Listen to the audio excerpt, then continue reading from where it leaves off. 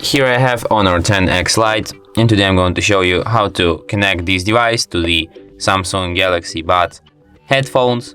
So firstly, what you have to do is to enable Bluetooth, then go to the Bluetooth section, and you have to just open the headphones case.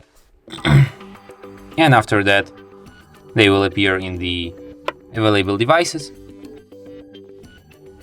Just tap on them, then tap pair.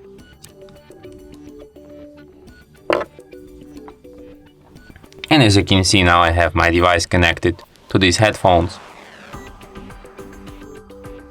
And that's it. Thanks for watching.